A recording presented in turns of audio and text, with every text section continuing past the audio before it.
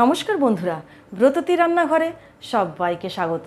আজ আমি হাজির হয়েছি আরেকটি রেসিপি নিয়ে, আলু পটল চিংড়ি। চটপট কীভাবে এটি বানিয়ে ফেলা যায় চলুন একবার দেখে নিই।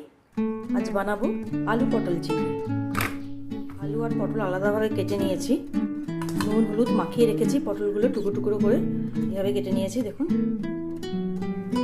তেল দিয়ে দিলাম, পটলগুলোকে ভালোভাবে ভেজে নেব।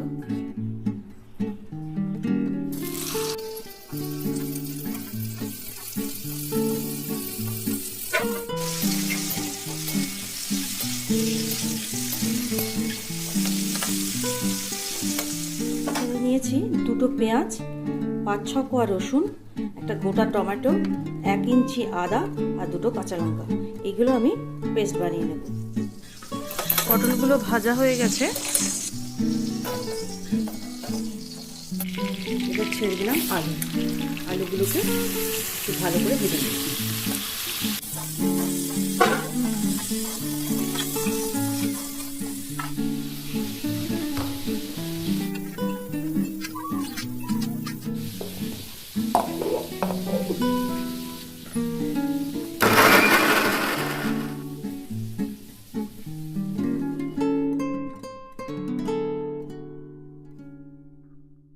এবার ভেজে নেব চিংড়ি মাছ।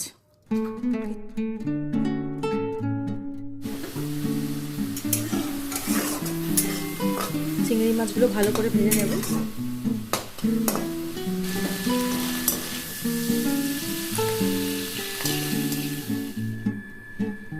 দিয়ে দিলাম তেল,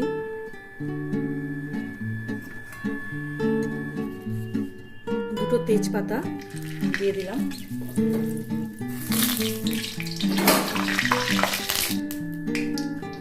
এবার পেঁয়াজ রসুন পেস্ট যেটা আছে সেটা দিয়ে দিলাম।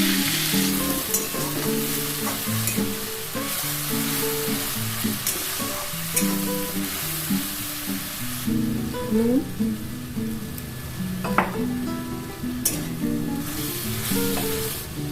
হাফ চামচ জিরে গুঁড়ো, শুকনো লঙ্কা গুঁড়ো হাফ চামচ, হলুদ, সবগুলো একসাথে ভালোভাবে কষিয়ে নেব। খুব ভালো করে কষিয়ে নেবেন, পেঁয়াজের কাঁচা গন্ধটা যাতে না বেরোয় সেজন্য খুব ভালোভাবে কষিয়ে নিতে হবে। চামচ গরম মশলা গুঁড়ো এর মধ্যে দিয়ে দিলাম।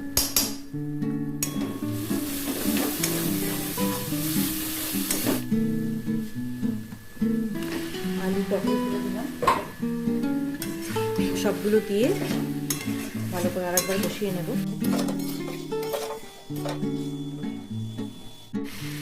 রান্নাটা খুবই সোজা, কোনো ঝামেলা রান্না নেই। ভাতের সাথে এটা খেতে দুর্দান্ত লাগে। খুব ভালো করে কষাবেন, অল্প একটু জল দিয়ে কষিয়ে নেবেন। যত ভালো কষাবেন তত স্বাদ ভালো হবে, তত বেশি সুস্বাদু হবে। এবার দিয়ে দেব জল, পরিমাণ মতো জল দিয়ে দেবেন।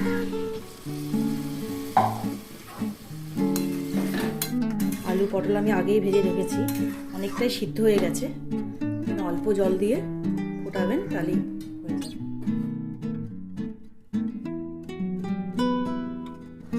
এবার দিয়ে দেব ভেজে রাখা চিংড়ি মাছ। চিংড়ি মাছগুলো দিয়ে একসাথে সব ফুটিয়ে নেব। 10 মিনিট ফুটিয়ে নেব, তাহলেই হয়ে যাবে। হয়ে গেছে পটল চিংড়ি, ঝোলটা অনেকটা কমে গেছে।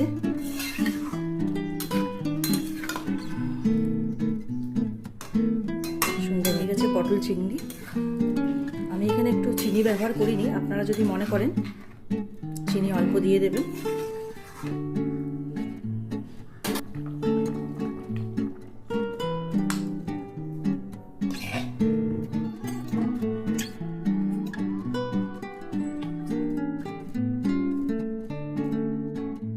রেসিপিটি ভালো লাগলে লাইক আর সাবস্ক্রাইব করে দেবেন প্লিজ।